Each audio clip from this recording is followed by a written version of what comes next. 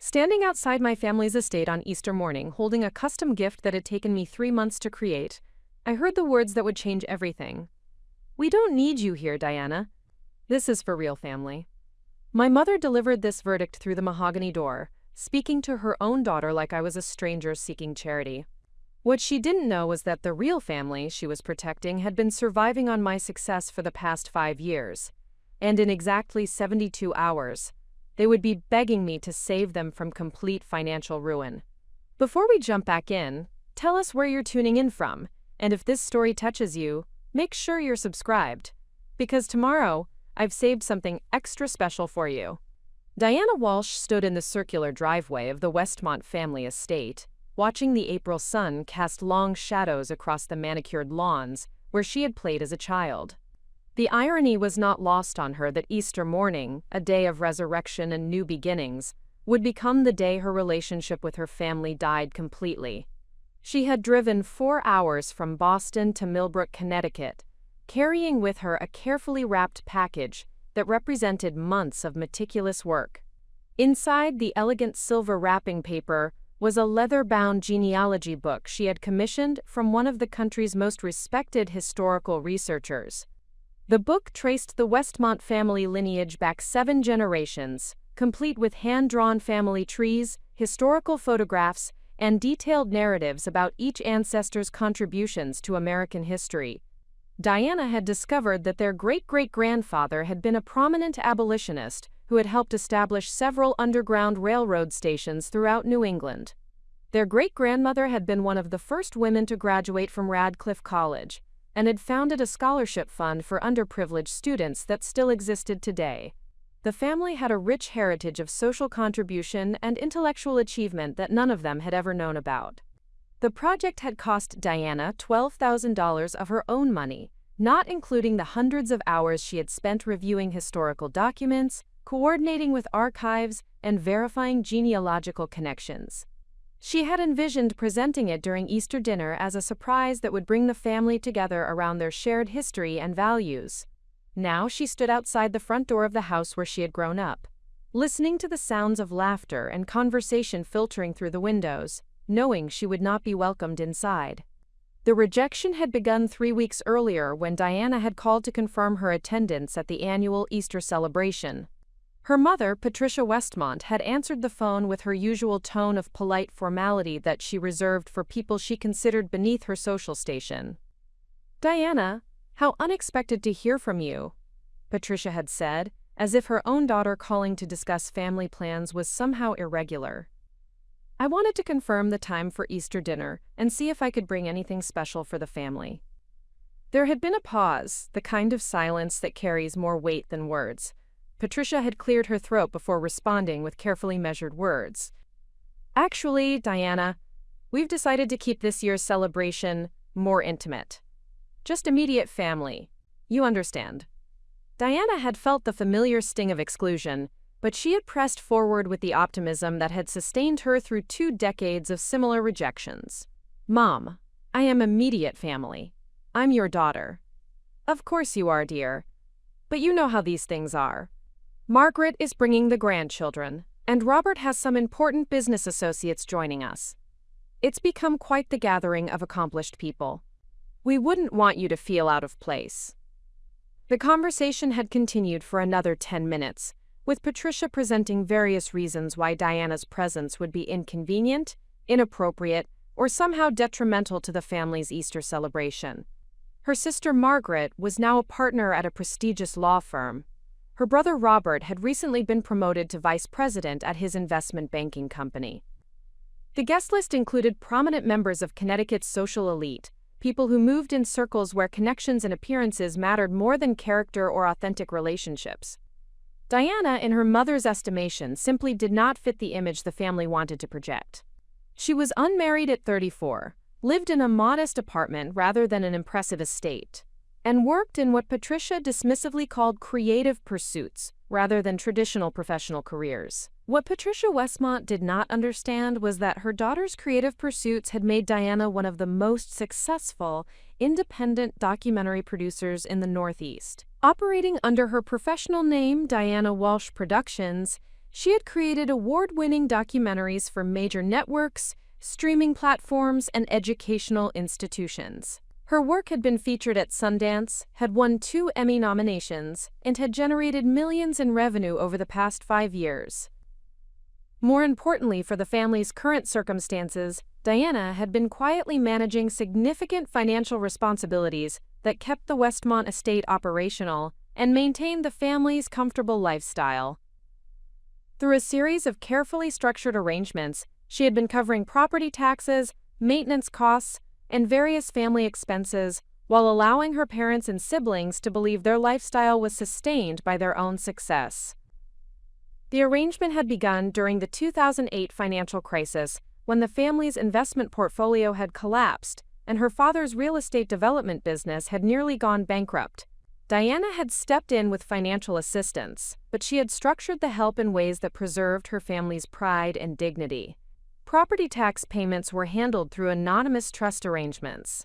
Maintenance and utility costs were covered through what appeared to be advantageous service contracts that Diana had negotiated using her business connections.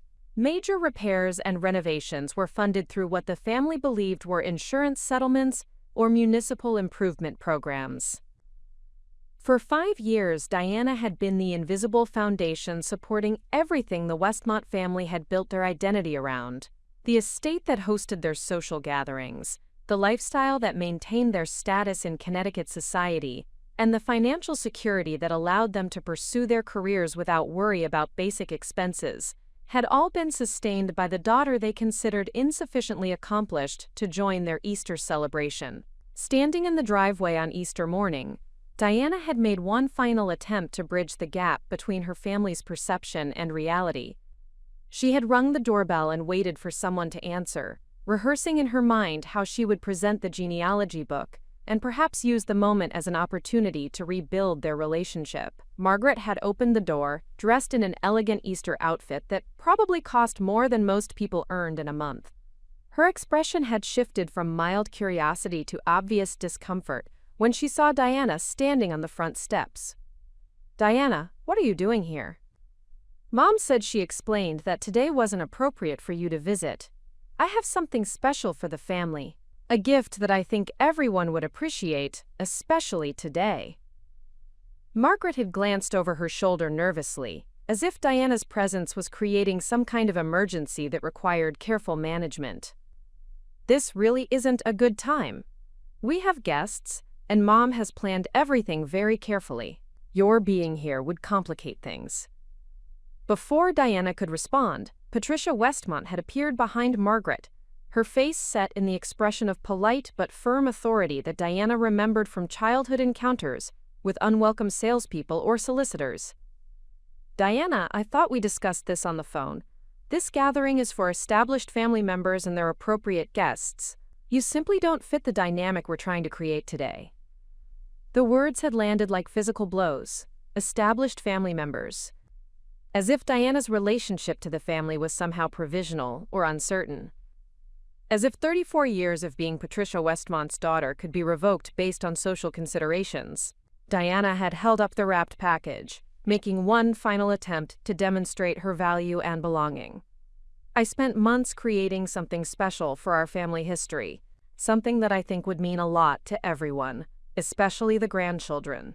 It shows them where they come from and what our ancestors accomplished." Patricia's expression had not changed. If anything, it had become more resolute. "That's very thoughtful, Diana, but we don't need you here today. This is for real family. People who have built something meaningful with their lives. People who contribute to society in ways that matter." The door had closed with quiet finality, leaving Diana alone in the driveway with her gift, and the devastating realization that her own mother had defined her as something other than real family. Diana had walked slowly back to her car, placed the genealogy book carefully in the passenger seat, and sat in silence for several minutes while processing what had just occurred. Through the windows of the house, she could see figures moving around the dining room, preparing for a celebration that would proceed as if she had never existed. The drive back to Boston had given Diana 4 hours to think about her relationship with her family, her role in their lives, and her own identity independent of their approval or recognition. By the time she reached her apartment, She had made several important decisions about how she would respond to this rejection. The first decision was to stop the anonymous financial support that had been sustaining the family's lifestyle. The second was to withdraw from all the behind-the-scenes assistance she had been providing for various family business ventures and social obligations. The third was to redirect her energy and resources toward people and projects that genuinely valued her contributions. Diana spent the remainder of Easter Sunday reviewing financial documents, legal arrangements, and business contracts that connected her to various aspects of her family's life. The scope of her involvement was more extensive than she had realized. Property management, insurance policies, business loans, investment accounts, tax strategies, and estate planning all had Diana's fingerprints on them in ways that had been designed to remain invisible to the family. Unwinding these arrangements would take time and careful coordination, but Diana was methodical by nature and had built her career on managing complex projects with multiple moving parts. She began creating a timeline for gradually removing her support systems while ensuring that the process would not create legal complications or immediate hardships that might harm innocent parties. What Diana did not anticipate was that her family's financial situation was more precarious than anyone realized, and that removing her support would trigger a crisis much more quickly than she had planned. Within 72 hours of the Easter rejection, events would unfold that would force the Westmont family to confront exactly how much they had been depending on the daughter they had declared unnecessary. Preparing and narrating this story took us a lot of time, so if you are enjoying it, subscribe to our channel. It means a lot to us. Now back to the story. The phone call would come on Wednesday evening while Diana was editing footage for a new documentary about successful women entrepreneurs who had overcome family opposition to build meaningful careers. The irony would not be lost on her that she was literally working on a story about her own experience when her mother's name appeared on her caller ID for the first time in months. Patricia Westmont's voice would carry a tone Diana had never heard before. Not the polite formality or the dismissive authority, but something approaching desperation. "Diana, we need to talk. Something terrible has happened, and we need your help." But that conversation was still 3 days away. On Easter Sunday evening, Diana Walsh sat in her Boston apartment, surrounded by the evidence of her successful career and the financial records that documented her family's dependence on her invisible support. For the first time in her adult life, she was planning a future that did not include trying to earn her family's approval or acceptance. The genealogy book sat on her dining room table, its silver wrapping paper catching the light from her apartment windows. Inside those pages was proof that the Westmont family had always been defined by individuals who stood up for principle, who contributed to society despite opposition, and who measured success by the positive impact they made on the world. Diana realized that in rejecting her, her family had actually freed her to become the person her ancestors would have been proud of. Someone who did not compromise their values for social acceptance. Someone who built meaningful work despite family opposition. Someone who understood that real family is defined by support, respect, and genuine love rather than social status or financial success. The phone would ring in 72 hours with Patricia Westmont's desperate plea for help. But Diana Walsh was no longer the person who would automatically say yes to her family's demands. She had become someone who understood her own worth and would require that others recognize it as well. The resurrection that Easter morning had promised would indeed occur, but it would be Diana's resurrection from the role of invisible supporter to visible leader, from rejected daughter to independent woman, from someone who sought family approval to someone who built her own definition of success and belonging. The transformation had begun with those devastating words through the mahogany door. "We don't need you here, Diana. This is for real family." Within 3 days, Patricia Westmont would discover exactly how wrong she had been about what her family needed, and who qualified as real family. But by then, Diana Walsh would have become someone entirely different from the woman who had stood in that driveway, holding a carefully wrapped gift and hoping for acceptance. She would have become someone who no longer needed to hope for anything because she had learned to create everything she needed for herself. Diana Walsh woke up Tuesday morning with the clarity that comes from making difficult but necessary decisions. The previous day had been spent creating detailed spreadsheets documenting every financial arrangement, business relationship, and support system that connected her to the Westmont family operations. The scope of her involvement was more extensive than even she had fully appreciated. Her apartment's home office had been transformed into a command center for strategic withdrawal. 3 computer monitors displayed different aspects of the unwinding process: financial accounts, legal documents, and timeline projections. Diana had built her documentary production career on meticulous research and systematic analysis, skills that now served her perfectly as she prepared to extract herself from her family's financial ecosystem. The first phase would begin immediately. Diana had identified 12 separate arrangements that could be terminated without causing immediate hardship, but would create noticeable changes in the family's monthly expenses and available resources. Property management services, insurance premium assistance, utility subsidies, and maintenance contracts would all be modified or canceled over the next 30 days. The second phase, involving more significant financial commitments like property tax support and major maintenance reserves, would be phased out over 60 to 90 days. This timeline would provide the family with sufficient notice to make alternative arrangements, while ensuring that Diana was not responsible for any emergency situations that might arise. The third phase would address the most complex arrangements, including business loan guarantees, investment account backing, and estate planning structures that had Diana's financial commitments embedded within them. These would require legal assistance to unwind properly and might take up to 6 months to complete. Diana had contacted Marcus Rivera, the attorney who handled her business legal requirements, and scheduled a meeting for Wednesday morning to discuss the process of extracting herself from various family financial obligations without creating legal liability or immediate crisis situations. What Diana did not anticipate was how quickly her family's precarious financial situation would become evident once her support systems were removed.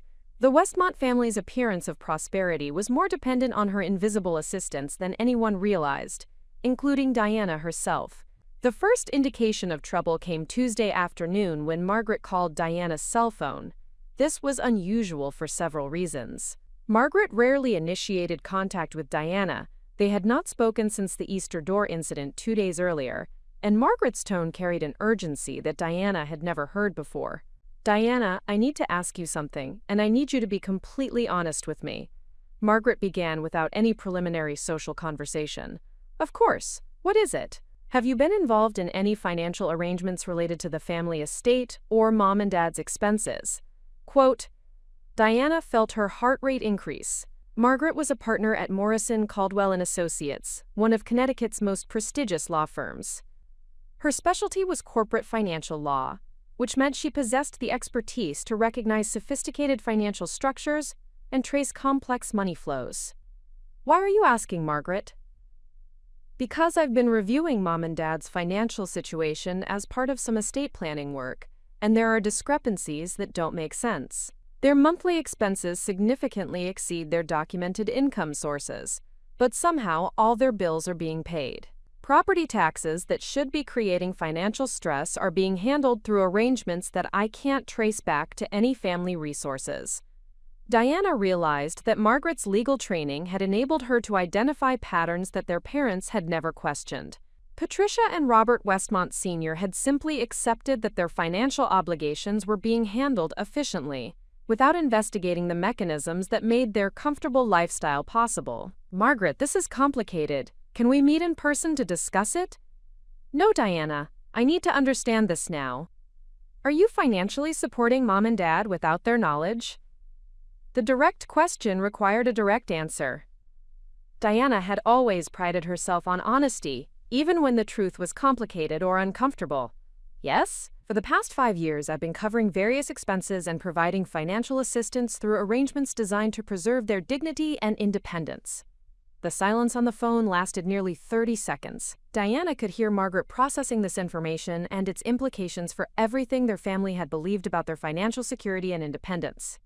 "Diana, how much money are we talking about?" "Approximately $40,000 to $50,000 per year, depending on maintenance needs and unexpected expenses." Another long silence. Diana, that's $250,000 over 5 years. How have you been able to provide that level of support? Diana explained her documentary production success, her business revenue streams, and her decision to use her financial resources to help family members who had experienced difficulties during the economic downturn years earlier. Margaret's response was not what Diana expected. Diana, I need you to continue whatever arrangements you have in place, at least until we can figure out alternative solutions. Mom and Dad have no idea how dependent they've become on your support, and if it disappears suddenly, they could face serious financial difficulties. Margaret, I was excluded from Easter dinner 2 days ago because I wasn't considered real family. Mom told me that this gathering was for people who have built something meaningful with their lives and contribute to society in ways that matter. I've been contributing in ways that none of you understood, and I was dismissed as irrelevant. Margaret's voice shifted to the tone she typically used during difficult legal negotiations. Diana, I understand you're hurt by what happened Sunday. But this is bigger than hurt feelings. We're talking about Mom and Dad potentially losing the house they've lived in for 30 years. Then perhaps it's time for them to understand the reality of their financial situation and make appropriate adjustments. Diana, you can't just abandon them. They're family. The irony was not lost on Diana that Margaret was now emphasizing family obligations after participating in Diana's exclusion from the family Easter celebration. The definition of family seemed to shift based on convenience and need, rather than consistent principles of loyalty and support. Margaret, I was told Sunday that I wasn't real family, that I didn't belong with people who had accomplished meaningful things. Now you're telling me I have family obligations that prevent me from making independent decisions about my own financial resources. Those are two completely different situations, Diana. No, they're not. They're the same situation viewed from different perspectives, based on what the family needs from me at any given moment. The conversation continued for another 20 minutes, with Margaret alternating between legal arguments about family responsibilities and emotional appeals about their parents' welfare. Diana listened carefully but remained committed to her decision to withdraw her financial support gradually and systematically. After the call ended, Diana realized that the family's financial dependence on her was more severe than she had understood. Margaret's panic suggested that removing Diana's support would create immediate and serious consequences rather than the manageable adjustment period Diana had envisioned. This realization led Diana to call Robert Jr., her brother, to gauge his awareness of the family's financial situation. Robert worked as a vice president at Hartwell Investment Management, which gave him sophisticated understanding of financial planning and wealth management. Robert's phone went straight to voicemail, which was typical. Diana left a message asking him to call her about a family financial matter that required his expertise and attention. The return call came 6 hours later, at 9:30 Tuesday evening. Diana, what's this about family finances? Margaret called me earlier saying something about financial arrangements and support systems. She seemed upset, but I couldn't understand what she was talking about. Diana explained the situation to Robert, providing the same information she had shared with Margaret about her role in supporting their parents' expenses over the past 5 years. Robert's reaction was different from Margaret's legal panic. As someone who worked in wealth management, he immediately understood the implications of what Diana was describing. Diana, are you telling me that you've been subsidizing Mom and Dad's entire lifestyle without any of us knowing about it? Not their entire lifestyle, but significant portions of their major expenses, yes. And you're planning to stop this support? I'm planning to withdraw gradually over the next several months, yes. Quote, Robert's tone shifted to something Diana recognized from his professional dealings. The voice he used when delivering bad news to clients about their financial situations. Diana, based on what you're telling me, Mom and Dad are going to face a financial crisis that could result in bankruptcy or forced sale of the estate. Their monthly expenses exceed their income by thousands of dollars, and they have no reserve funds or alternative income sources to compensate for losing your support. Then perhaps it's time for them to adjust their lifestyle to match their actual financial resources. Diana, they're in their 70s. People their age don't adjust their lifestyles. They lose everything and become dependent on family members for basic support. If you withdraw your financial assistance, you'll be forcing them into a situation where they'll need even more help from us, not less. Robert's argument was essentially that Diana's financial independence would create greater family obligations rather than fewer ones. The logic was that she had no choice but to continue supporting their parents because the alternative would be more disruptive and expensive for everyone involved. Robert, I was told Sunday that I'm not real family, that I don't belong with people who have accomplished meaningful things. Now you're arguing that I have permanent financial obligations to people who don't consider me worthy of sharing a holiday meal with them. Diana, you're being unreasonable. What happened Sunday was unfortunate, but this is about Mom and Dad's basic security and welfare. The conversation continued along similar lines, with Robert alternating between financial analysis and family obligation arguments. Like Margaret, he seemed unable to understand that Diana's decision was based on principle rather than emotion, and that her withdrawal of support was intended to create clarity about family relationships, rather than punishment for specific incidents. After Robert's call, Diana sat in her apartment looking out at the Boston skyline and processing what she had learned about her family's financial situation and their response to her decision to withdraw support. Both Margaret and Robert had contacted her within hours of beginning the process of unwinding her financial arrangements. This suggested that the family's dependence on her support was more immediate and visible than she had realized. It also indicated that her siblings were more aware of the family's financial vulnerabilities than their parents were. Most significantly, both siblings had responded to the crisis by demanding that Diana continue her support, rather than acknowledging that their treatment of her had been inappropriate or unfair. Neither had mentioned the Easter incident or suggested that the family owed Diana an apology or explanation for her exclusion. Diana realized that her family viewed her as a financial resource rather than a family member. Her value was measured entirely by her ability to solve problems and provide support, not by any intrinsic worth as a person or daughter or sister. This understanding was both devastating and liberating. Devastating because it confirmed that her family's lack of respect and appreciation was not based on misunderstanding or communication problems, but on a fundamental view of her as a utility rather than a person. Liberating because it freed her from any remaining obligation to seek their approval or acceptance. Diana spent Wednesday morning in her attorney's office, discussing the legal implications of withdrawing from various financial commitments and family business arrangements. Marcus Rivera was experienced in complex business dissolutions and family financial disputes, and he provided clear guidance on how Diana could extricate herself while minimizing legal risks and potential complications. Diana, based on what you've described, you've been functioning as an anonymous family trust for the past 5 years. The arrangements you've created are legally sound, but they're also entirely voluntary. You have no legal obligation to continue this support, and you can terminate these arrangements at any time with appropriate notice. What constitutes appropriate notice in this situation? 30 days for most of the arrangements you've described, 60 days for more complex commitments like loan guarantees or investment backing. The key is documenting your withdrawal properly and ensuring that all parties have sufficient time to make alternative arrangements. Marcus reviewed Diana's spreadsheets and timeline projections, offering suggestions for managing the process efficiently while protecting Diana from potential legal claims or disputes. Diana, I need to ask you about your family's likely response to this withdrawal. Do you anticipate any attempts to claim legal rights to your continued support or challenges to your decision to terminate these arrangements? Quote, Diana thought about her conversations with Margaret and Robert and their arguments about family obligations and their parents' welfare. I think they'll try to use emotional manipulation and guilt to convince me to continue the support. But I don't think they'll pursue legal action because that would require acknowledging the arrangements publicly, which would embarrass my parents and damage the family's social reputation. That's probably accurate.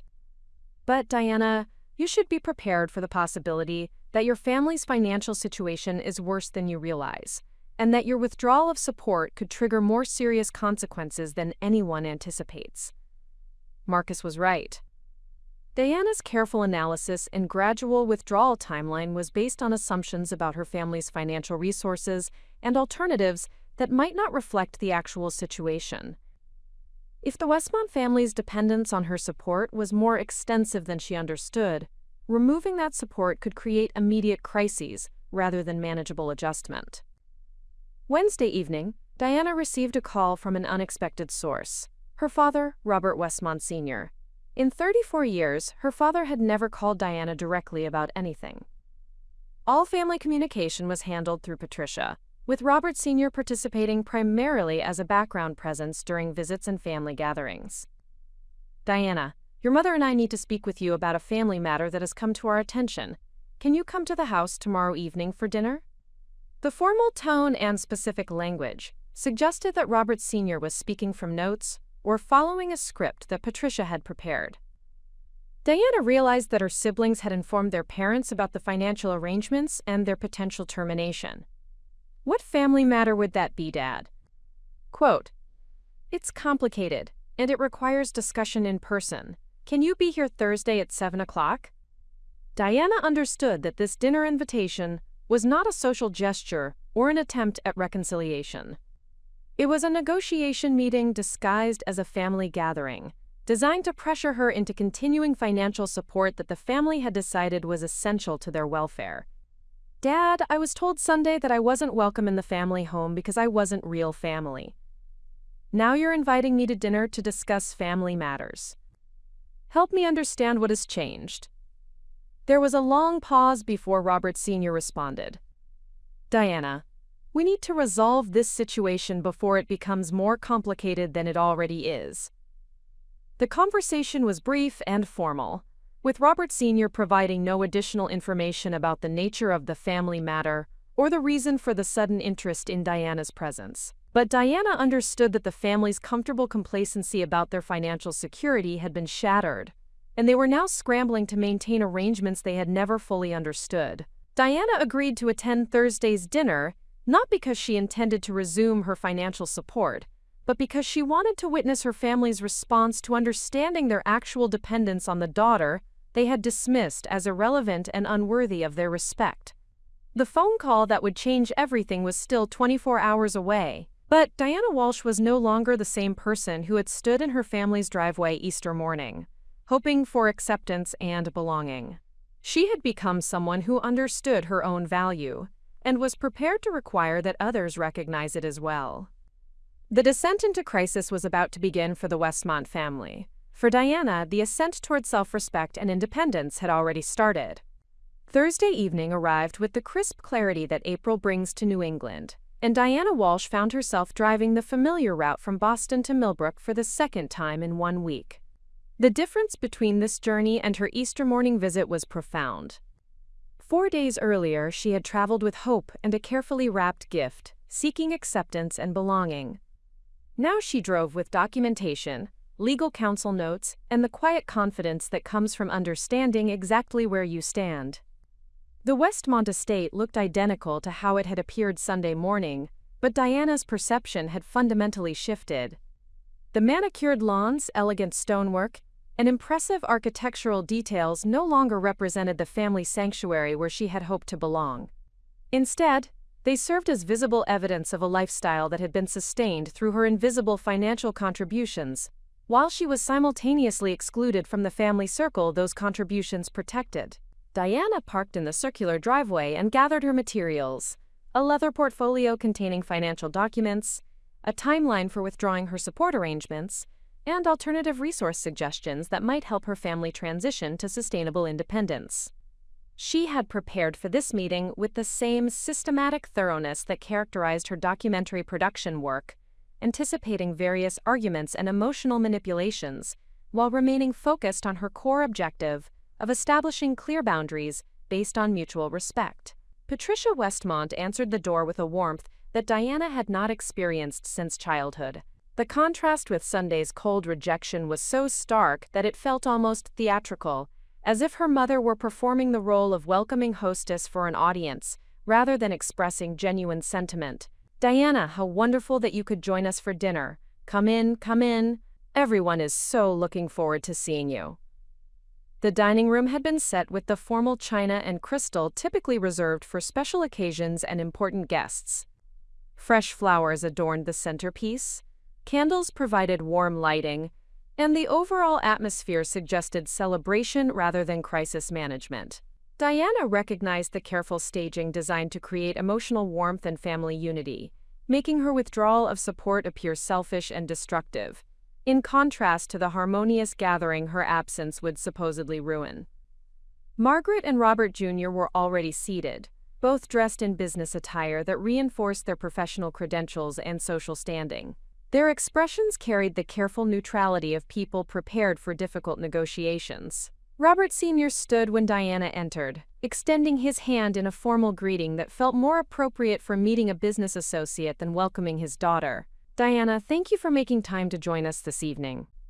Please, sit here." Robert Sr. indicated the chair directly across from Patricia, positioning Diana where she would face maximum visual contact with her mother during the conversation ahead. The first 30 minutes proceeded as a carefully orchestrated family dinner, complete with conversation about professional developments, social events, and community activities. Margaret discussed a significant legal case her firm had recently won. Robert Jr. described his promotion to senior vice president and the expanded responsibilities that came with his new position.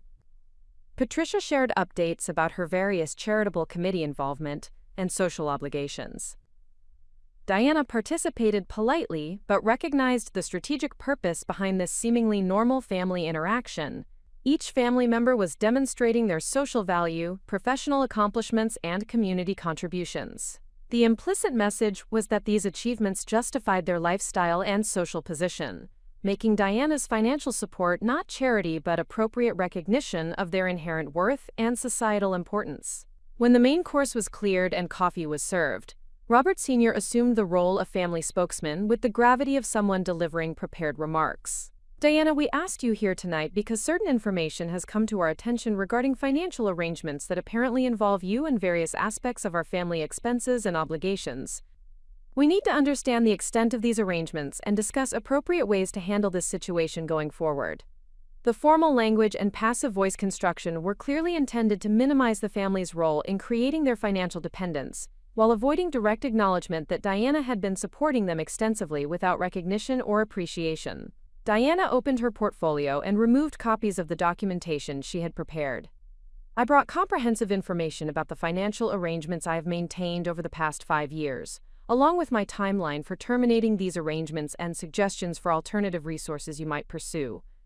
She distributed copies of her analysis to each family member, watching their faces as they began reviewing the detailed breakdown of exactly how much money Diana had contributed to maintaining their lifestyle and social position. The silence that followed lasted nearly 5 minutes as each person processed the scope and sophistication of Diana's support system. Margaret, with her legal background, was the first to speak. "Diana, according to this documentation, you have provided nearly $250,000 in direct and indirect financial assistance over the past 5 years.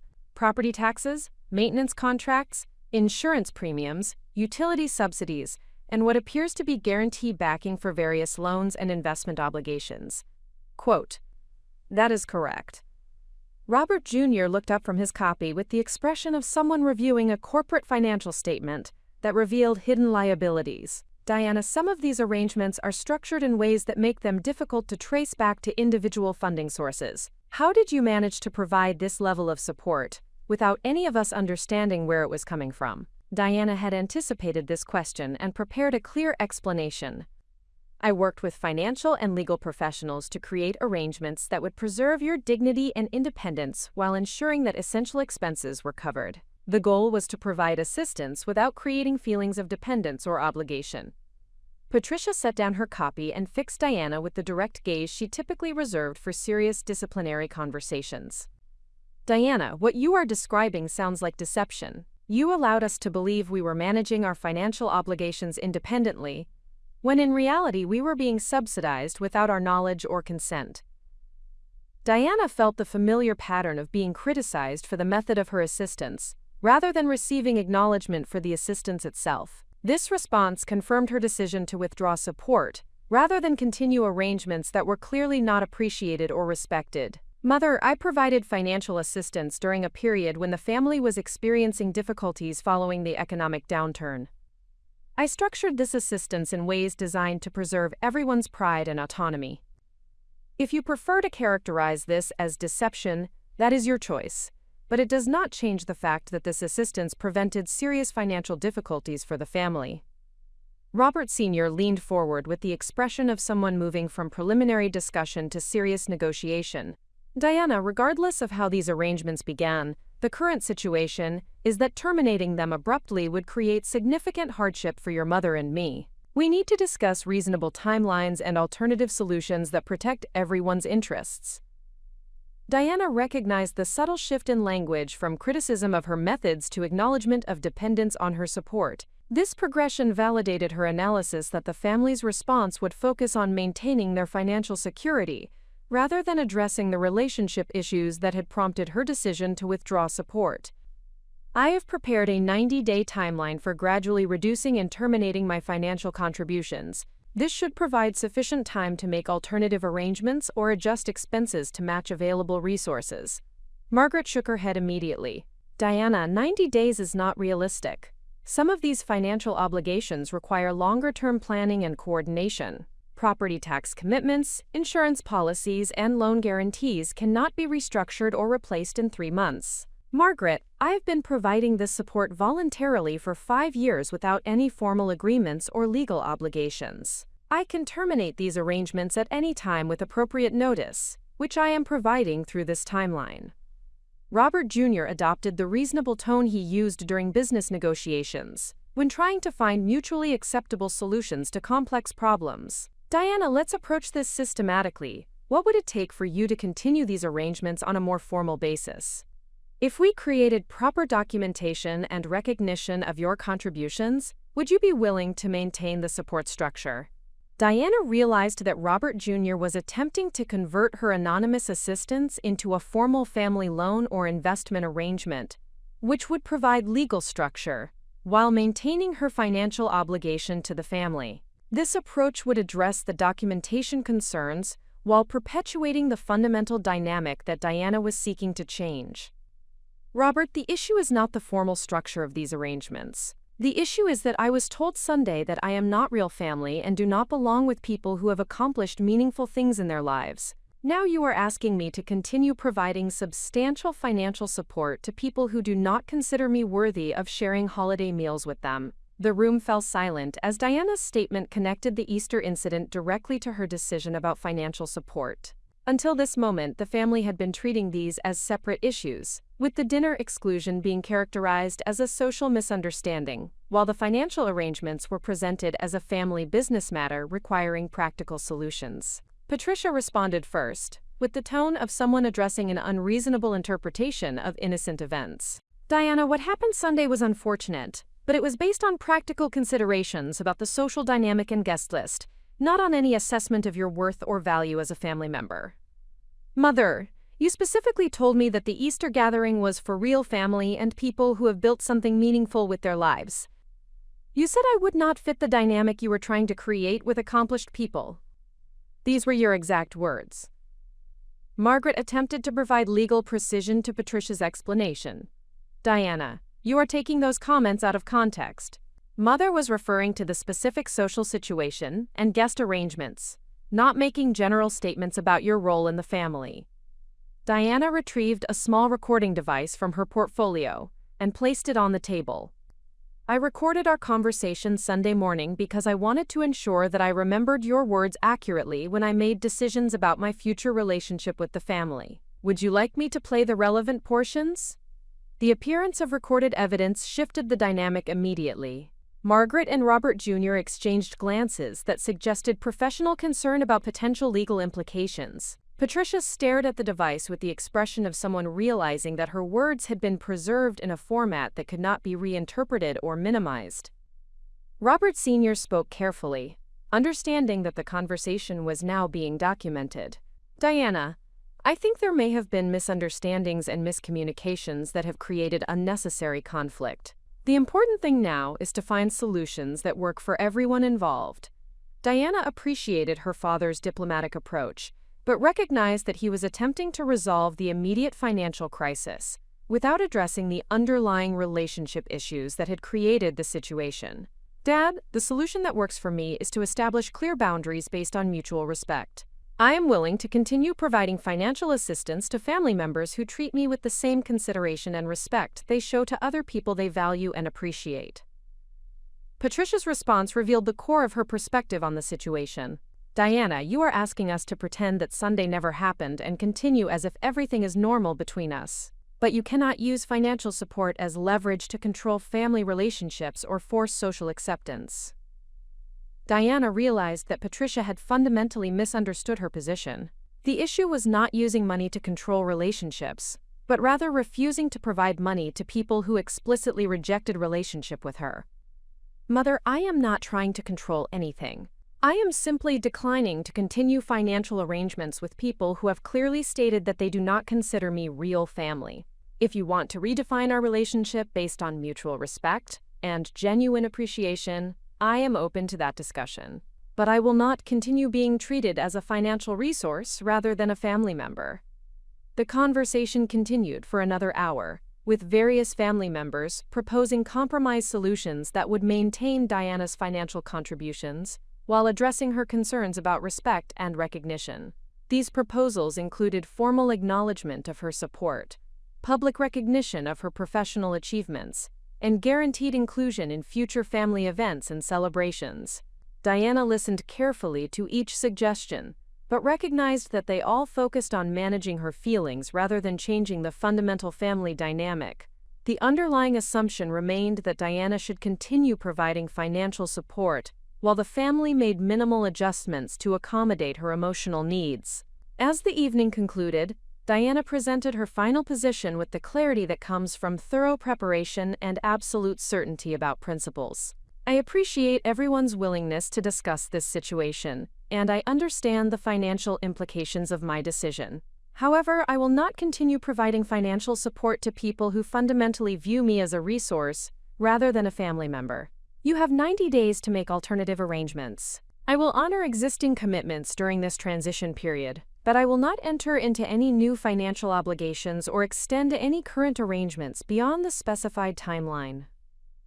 Diana gathered her materials and prepared to leave, but Patricia made one final attempt to maintain the family's financial security. Diana, if you proceed with this decision, you will be responsible for whatever hardships result from the sudden termination of arrangements that we had no role in creating. Is that really the legacy you want to leave with this family?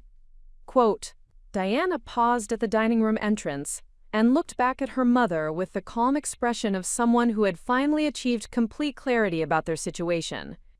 Mother, the legacy I want to leave is that Diana Walsh was someone who understood her own worth and required others to recognize it as well. I spent 34 years trying to earn acceptance and appreciation from people who were incapable of providing either. I will not spend the next 34 years making the same mistake. Diana left the estate that evening with a sense of liberation she had never experienced. For the first time in her adult life, she had clearly articulated her boundaries and requirements, rather than hoping that her contributions would eventually earn recognition and respect. The drive back to Boston provided time to process what she had learned about her family's character and priorities. Their response to her decision confirmed that they viewed her primarily as a financial asset rather than a person deserving of consideration and appreciation. Even when faced with losing substantial support, their focus had been on negotiating continued access to her resources, rather than addressing the relationship issues that had prompted her decision. Diana understood that the next phase would involve the family experiencing the full consequences of their financial dependence, while simultaneously testing various strategies to convince her to resume her support role. But she also knew that she had crossed a psychological threshold that could not be uncrossed. She would never again sacrifice her self-respect for family acceptance, or provide assistance to people who did not value her contributions. The transformation from invisible supporter to independent individual was complete. Diana Walsh had become someone who measured her worth by her own standards, rather than seeking validation from people who were fundamentally incapable of providing it. The crisis that would unfold over the next 60 days would test her resolve, but it would also demonstrate the power that comes from understanding exactly who you are and what you will and will not accept from others. Friday morning brought the first tangible evidence that the Westmont family's financial situation was more precarious than Diana had initially understood. Her decision to terminate the support arrangements had triggered a cascade of consequences that revealed the true extent of their dependence on her invisible assistance. What began as a principled stance about respect and recognition was evolving into a comprehensive analysis of how deeply financial deception had penetrated the family's operations. Diana received the first indication of crisis at 7:30 a.m. when her business phone rang with a call from Hartford Municipal Services, the city department responsible for property tax collection and enforcement. The caller identified himself as Thomas Mitchell, a senior collections officer who had been trying to reach the Westmont family about overdue property tax obligations. Ms. Walsh, we have your contact information listed as the designated representative for the Westmont Estate property tax account. We need to discuss immediate resolution of outstanding obligations that are now 60 days past due.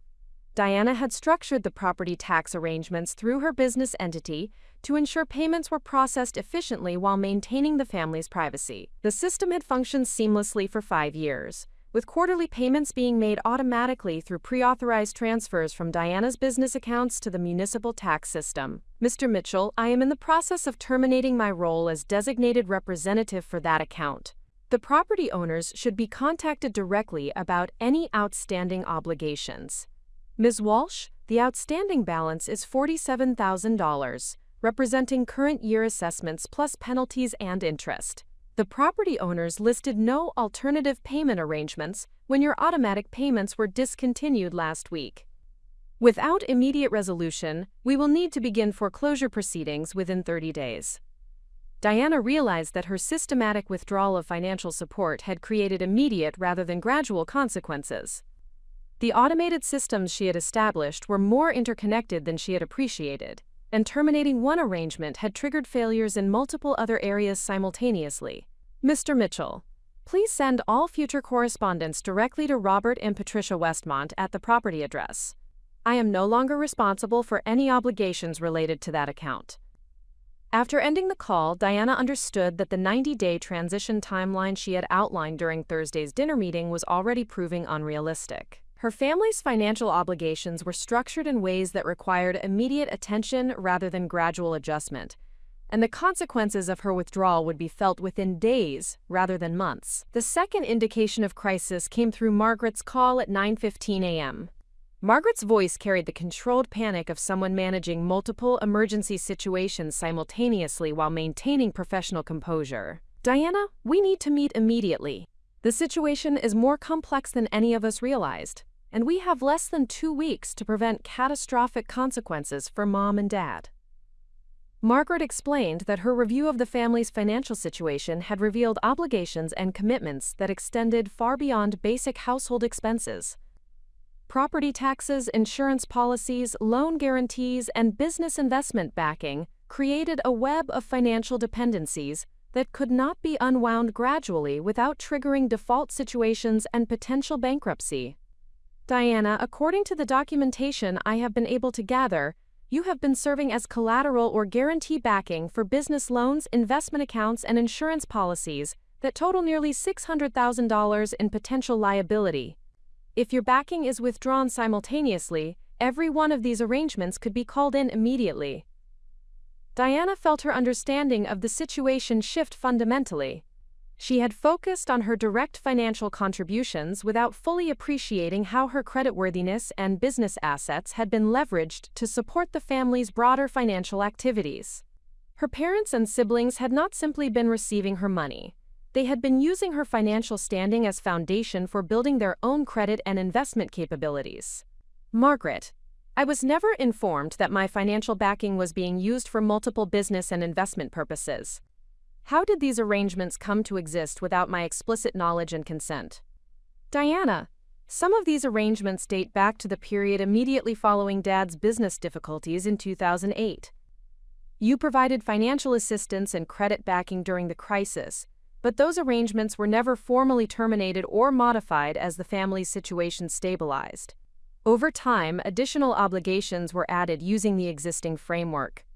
Diana realized that her family had exploited her generosity and financial stability to create a complex web of dependencies that went far beyond the straightforward assistance she had intended to provide. Her decision to help during a temporary crisis had been converted into permanent financial infrastructure, supporting multiple business and personal obligations. Margaret, I need comprehensive documentation of every arrangement that involves my credit, assets, or financial backing. I also need legal analysis of my obligations and exposure in each situation. Diana, I have been working on that analysis since Tuesday. The scope is larger than what any of us understood, including you. Can we meet at my office today? I have conference rooms available, and we can review everything systematically. Diana agreed to meet Margaret at Morrison Caldwell & Associates that afternoon. The morning was spent reviewing her own financial records and business documentation to identify every connection between her assets and the Westmont family operations. The process revealed the sophisticated ways her financial resources had been integrated into arrangements she had never fully understood or explicitly approved. The pattern that emerged was both clever and ethically questionable. During the 2008 crisis, Diana had provided emergency assistance through various formal and informal arrangements designed to help her family maintain their lifestyle and business operations while economic conditions stabilized. However, instead of terminating these arrangements as conditions improved, the family had used them as foundation for additional borrowing, investing, and business development. Diana's credit rating, business assets, and financial backing had been leveraged to support property acquisitions, business loans, investment accounts, and insurance policies that created ongoing obligations extending far beyond her original assistance. The family had effectively used her financial stability as collateral for building their own expanded operations without informing her about the scope or implications of this dependency. The meeting at Margaret's law firm began at 2 p.m. in a conference room designed for complex business negotiations. Margaret had prepared comprehensive documentation that revealed the full extent of Diana's financial entanglement with family operations. The analysis was presented with the professional thoroughness that made Margaret a successful corporate attorney, but the implications were personally devastating. Diana, based on my review of available records, your financial backing supports 17 separate business and personal arrangements totaling approximately $1.2 million in potential exposure. These include property mortgages, business loans, investment account guarantees, insurance policies, and various credit arrangements that use your assets or creditworthiness as primary or secondary backing. Diana stared at the summary document Margaret had prepared. The scope of her financial involvement was orders of magnitude larger than she had understood. Her intention to provide temporary assistance during family difficulties had been converted into permanent infrastructure, supporting a lifestyle and business activities that would be impossible to maintain without her continued backing. Margaret, how is this level of financial involvement possible without my explicit knowledge and ongoing consent? Some of these arrangements appear to have been established or modified within the past 2 years. Margaret's expression indicated professional discomfort with the ethical implications of what her analysis had revealed. Diana, the arrangements were structured using powers of attorney, business partnership agreements, and family trust documentation that provided authority for financial decisions to be made on your behalf without requiring your individual approval for each transaction. Diana realized that legal documents she had signed to facilitate family assistance during the economic crisis had been used as foundation for ongoing financial manipulation that extended far beyond their original purpose. Her family had exploited her trust and generosity to create dependency relationships that would be difficult to terminate without significant legal and financial consequences. Margaret, what are my legal obligations in these situations? Can I withdraw my backing unilaterally, or am I bound by existing commitments until specific terms are fulfilled? Diana, the legal situation is complex and varies by arrangement. Some of these commitments can be terminated with appropriate notice, but others are structured as long-term guarantees that cannot be withdrawn without full satisfaction of underlying obligations. The total amount required to terminate all arrangements immediately would be approximately $800,000. Diana understood that her principled decision to withdraw family support had evolved into a complex legal and financial situation requiring sophisticated resolution strategies. Her family's dependence on her financial backing was not simply a matter of monthly assistance that could be terminated gradually. It represented fundamental infrastructure that would collapse without comprehensive replacement or full settlement of all obligations. Margaret, What happens if I decline to continue these arrangements and also decline to provide the funds necessary to terminate them immediately? Margaret consulted her legal analysis and spoke with the professional directness required when delivering serious consequences to clients. Diana, the most likely outcome would be cascading defaults across multiple financial obligations, resulting in property foreclosures, business bankruptcies, and potential personal liability for family members who are named as primary borrowers in arrangements backed by your guarantee. The scope of potential consequences was sobering. Diana's decision to establish boundaries with family members who did not respect her contributions had evolved into a situation where her withdrawal could cause comprehensive financial devastation for people who had built their entire lifestyle around access to her resources. Margaret, I need to understand how this situation developed without my knowledge. Who had authority to establish these arrangements using my financial backing? Margaret reviewed the legal documentation that provided foundation for the various arrangements. Diana, the authority derives primarily from business partnership agreements you signed in 2009 and updated in 2012, giving Robert Jr. and Dad discretion to make investment and financial decisions on behalf of Westmont Family Holdings, the business entity that owns various family assets and serves as vehicle for coordinated financial activities. Diana remembered signing those documents as part of helping the family restructure their business operations following the economic crisis. She had viewed them as temporary administrative arrangements that would facilitate recovery efforts while maintaining family control over business decisions. She had not anticipated that they would be used as ongoing authority for leveraging her assets in support of expanding family financial activities. Margaret, I want these partnership agreements terminated immediately, along with any authority for other family members to make financial commitments using my resources or creditworthiness as backing. Diana, terminating the partnership agreements will trigger review of all related financial arrangements and could result in immediate demands for full settlement of guaranteed obligations. The other parties have 30 days to demand buyout of your partnership interests at fair market value, or to require assumption of your proportional share of all partnership debts and obligations. Diana realized that extricating herself from the family financial arrangements would require either substantial payment to settle existing obligations or acceptance of ongoing exposure to financial commitments she had never fully understood or explicitly approved.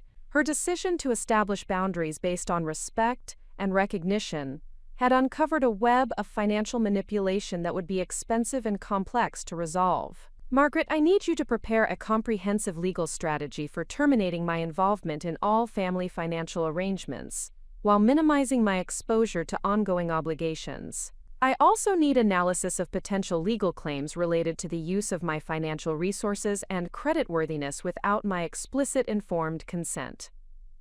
Margaret made detailed notes about Diana's requirements and outlined the legal research and analysis that would be necessary to develop effective resolution strategies. The process would require several weeks of investigation and documentation to identify all relevant arrangements and determine optimal approaches for each situation. Diana, I need to ask about your ultimate objectives in this situation. Are you seeking to minimize financial exposure while maintaining family relationships? Or are you prepared to pursue legal remedies if family members have exceeded their authority or misused your financial resources?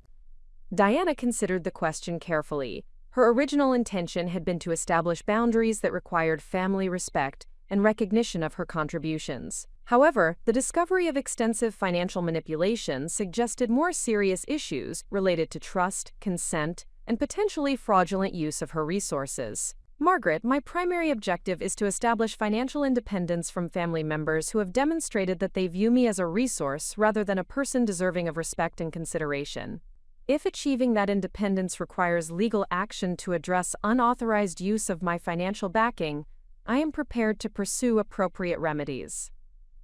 Margaret understood that Diana had moved beyond seeking family reconciliation to requiring comprehensive resolution of financial entanglements that had been created without her full knowledge or explicit ongoing consent. The legal strategy would need to address both immediate termination of financial exposure and potential recovery of resources that had been used inappropriately. The meeting concluded with Diana authorizing comprehensive legal analysis of all family financial arrangements and development of strategies for achieving complete financial independence within the shortest possible time frame. The cost and complexity would be substantial, but Diana understood that establishing authentic boundaries required addressing the financial manipulation that had made those boundaries necessary. That evening, Diana sat in her Boston apartment reviewing the documentation Margaret had provided and contemplating the scope of financial deception that had characterized her family relationships for more than a decade. Her generous assistance during a family crisis had been converted into permanent financial infrastructure that supported lifestyle and business activities far beyond what any of them could afford independently. The motivational lesson was clear, but painful. Generosity without boundaries creates opportunities for exploitation by people who measure relationships primarily through financial benefit, rather than genuine appreciation and respect. Diana's attempt to help her family while preserving their dignity had been interpreted as permission for ongoing financial manipulation that served their interests while increasing her exposure and obligations. However, Diana also recognized that discovering the full extent of the financial manipulation provided clarity about the nature of her family relationships and the importance of establishing authentic independence. The legal and financial challenges ahead would be significant, but they represented the price of freedom from relationships based on utility, rather than genuine connection and mutual respect. Diana Walsh had evolved from someone seeking family acceptance to someone requiring complete autonomy from family members who had demonstrated their willingness to exploit her resources while simultaneously rejecting her personal worth. The battle ahead would be complex and expensive, but it would result in the independence and self-respect that had been missing from her life for more than 30 years. Monday morning brought an unexpected development that would fundamentally alter Diana's approach to resolving the complex financial entanglements with her family. The call came at 8:30 a.m. from Jonathan Hartwell, senior partner at Hartwell Strategic Advisory, one of Boston's most respected corporate investigation and asset recovery firms. His voice carried the professional authority that comes from decades of experience managing high-stakes financial disputes involving family businesses and personal wealth protection. Ms. Walsh, I received your contact information from Margaret Westmont, who mentioned that you might benefit from specialized assistance regarding complex financial arrangements and potential asset recovery issues. I have reviewed preliminary documentation that suggests your situation involves sophisticated financial structures that require careful analysis and strategic resolution. Diana had not expected Margaret to recommend outside expertise, particularly from a firm that specialized in investigating financial misconduct and recovering misappropriated assets. This development suggested that Margaret's legal analysis had revealed concerns that extended beyond simple family financial disputes into potential areas of professional misconduct or fraudulent asset manipulation. Mr. Hartwell, what specific aspects of my situation would fall within your firm's expertise? Jonathan's response demonstrated the thoroughness that had made his firm successful in complex corporate and family wealth disputes.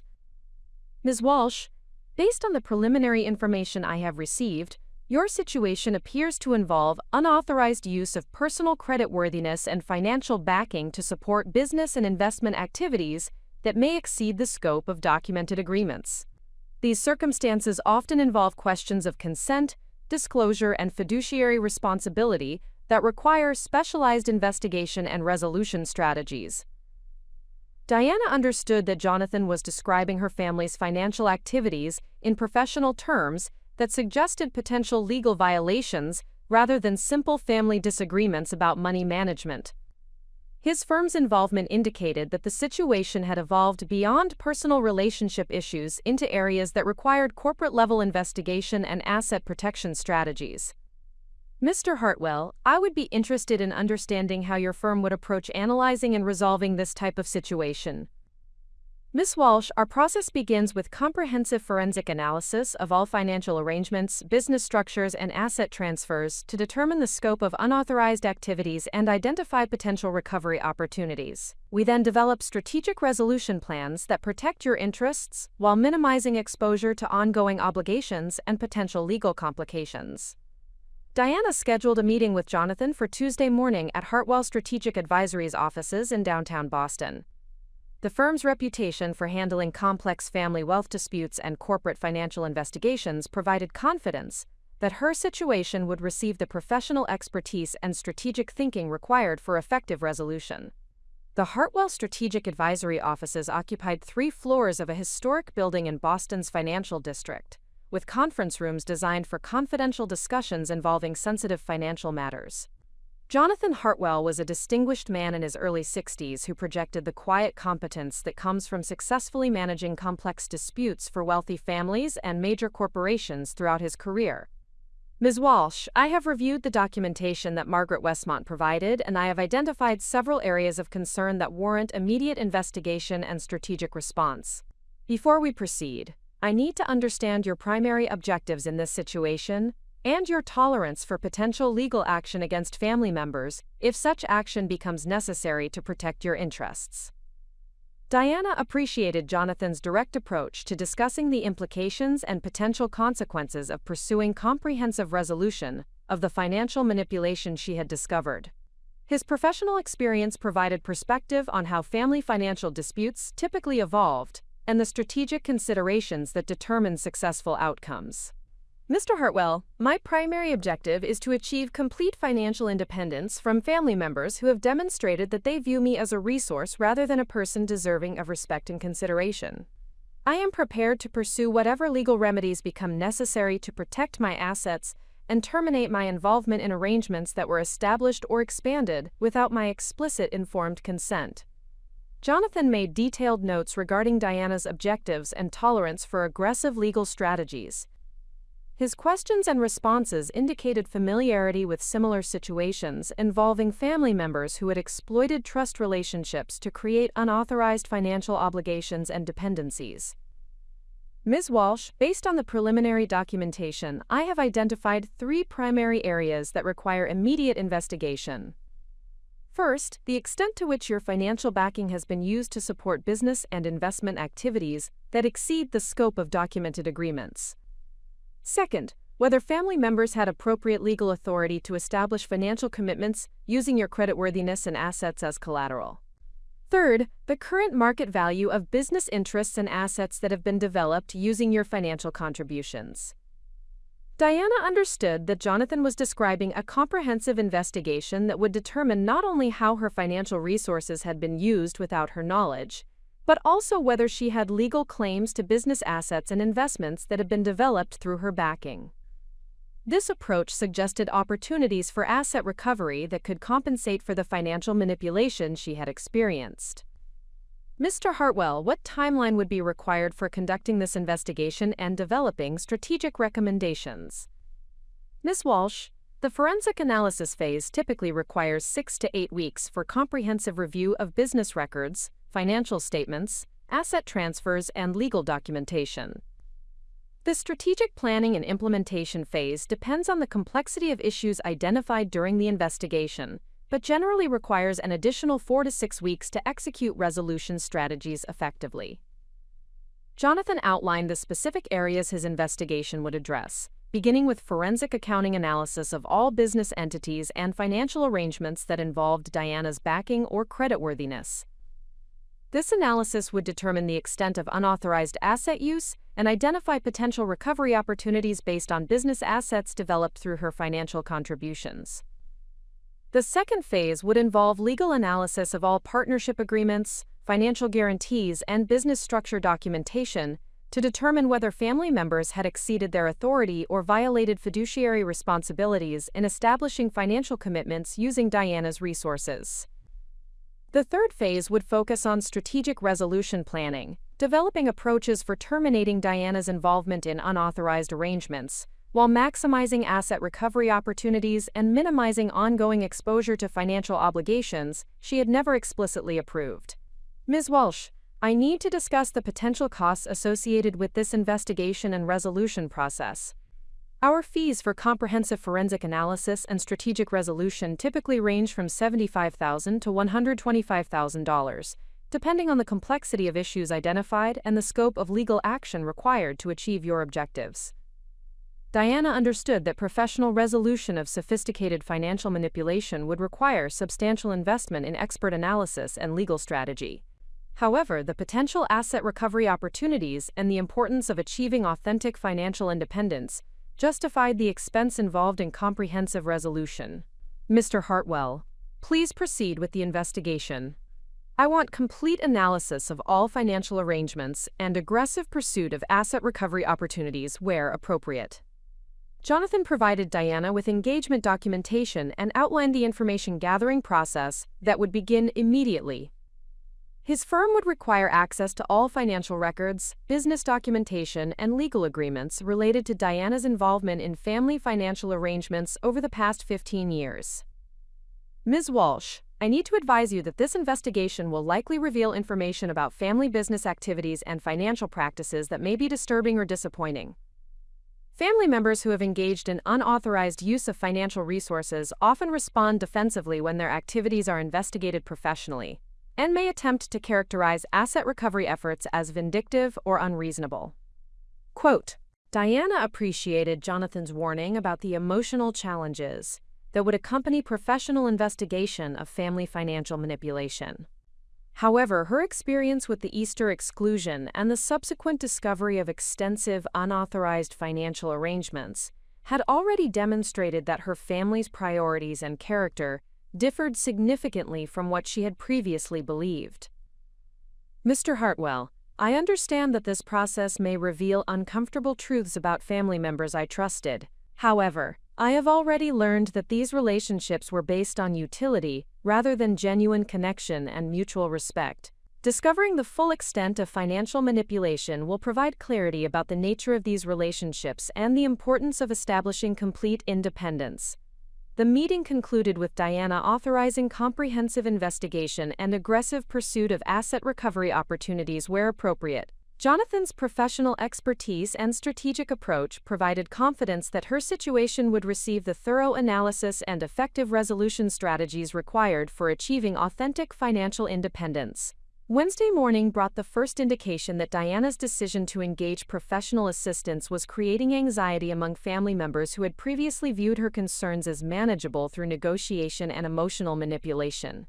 Margaret called at 7:45 a.m. with urgency that suggested developments had occurred since their meeting at Morrison, Caldwell & Associates. Diana, I need to know why you engaged Hartwell Strategic Advisory to investigate family financial arrangements. Their reputation for aggressive asset recovery and forensic analysis suggests that you are preparing for serious legal action against family members. Diana recognized that Margaret's professional network had provided information about Jonathan Hartwell's involvement and the implications for family members who might have exceeded their authority in managing Diana's financial backing. This development confirmed that the investigation would receive the serious attention and strategic response required for effective resolution. Margaret, I engaged professional assistance because the scope of financial manipulation I discovered requires expertise beyond what family negotiation can address effectively. I need comprehensive analysis of all arrangements that involve my financial resources and aggressive pursuit of asset recovery where appropriate. Diana, hiring forensic accountants and asset recovery specialists suggests that you believe family members have committed financial misconduct or fraud. These are serious accusations that could have legal consequences for people who are trying to help manage family business affairs during difficult economic circumstances. Diana understood that Margaret was attempting to reframe the unauthorized use of Diana's financial backing as well-intentioned family assistance rather than financial manipulation that exceeded documented authority and violated principles of informed consent. This response confirmed that family members understood the potential legal implications of their activities and were beginning to prepare defensive strategies. Margaret, the issue is not whether family members had good intentions, but whether they had appropriate authority to establish financial commitments using my creditworthiness and assets as backing without my explicit ongoing consent. Professional investigation will determine the extent of unauthorized activities and identify appropriate remedies. The conversation continued for another 15 minutes, with Margaret attempting to convince Diana that professional investigation was excessive and unnecessary for resolving what she characterized as family business disputes that could be addressed through internal negotiation and compromise. Her arguments suggested concern about potential legal exposure and asset recovery claims that could result from comprehensive forensic analysis. Thursday afternoon brought an unexpected development that validated Diana's decision to pursue professional investigation, rather than relying on family negotiations to resolve the financial manipulation she had discovered. Robert Jr. called to request an immediate meeting to discuss what he described as urgent business matters that required Diana's attention and approval before external investigators could complicate the resolution process. Diana, I need to discuss business partnership and financial arrangement modifications that could resolve your concerns about authority and consent while maintaining the family business structures that have been developed over the past several years. These modifications would provide formal recognition of your contributions and establish clear documentation of your role in ongoing business activities. Quote, Diana understood that Robert Jr. was proposing to legitimize previously unauthorized financial arrangements through retroactive documentation and formal recognition of her role in supporting business activities.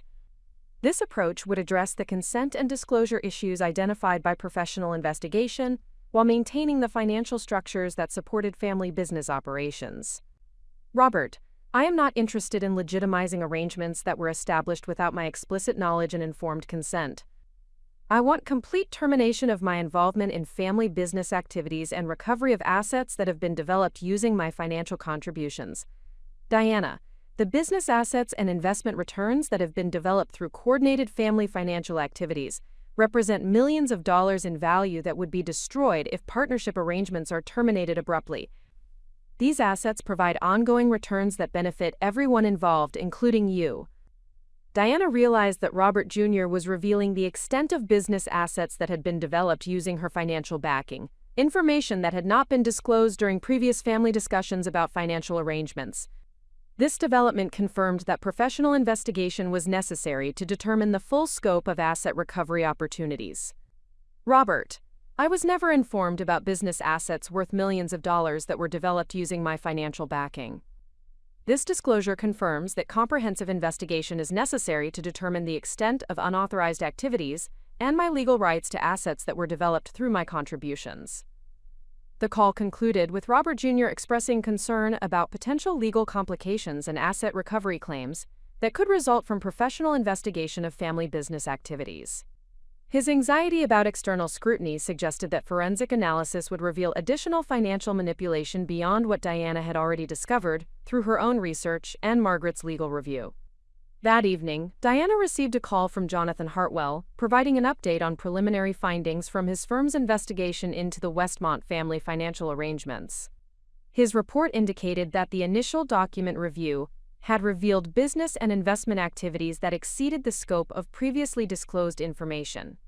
Ms. Walsh, our preliminary analysis has identified business assets and investment holdings valued at approximately $3.7 million that appear to have been developed using financial backing and credit support that traces back to arrangements involving your resources. These assets were not referenced in the documentation you received from Margaret Westmont, suggesting that family members may not have provided complete disclosure about the scope of business activities supported by your financial contributions. Diana understood that Jonathan's preliminary findings confirmed the importance of professional investigation and suggested that asset recovery opportunities were significantly larger than she had anticipated. The discovery of undisclosed business assets worth millions of dollars validated her decision to pursue comprehensive forensic analysis rather than accepting family representations about the scope and value of arrangements involving her financial backing. Mr. Hartwell, what implications do these preliminary findings have for asset recovery and termination of my involvement in family financial arrangements? Ms. Walsh, if our comprehensive analysis confirms that these business assets were developed using your financial contributions without appropriate disclosure and consent, you would have strong legal claims to proportional ownership or compensation based on the value of your contributions. The asset recovery potential could significantly exceed the costs associated with terminating your involvement in ongoing financial obligations. Jonathan's update provided the first indication that Diana's decision to establish financial independence from family members who had exploited her generosity could result in substantial asset recovery that would more than compensate for the costs and complexity of comprehensive resolution. The investigation had evolved from defensive asset protection to potentially lucrative recovery of business assets that had been developed through unauthorized use of her financial resources.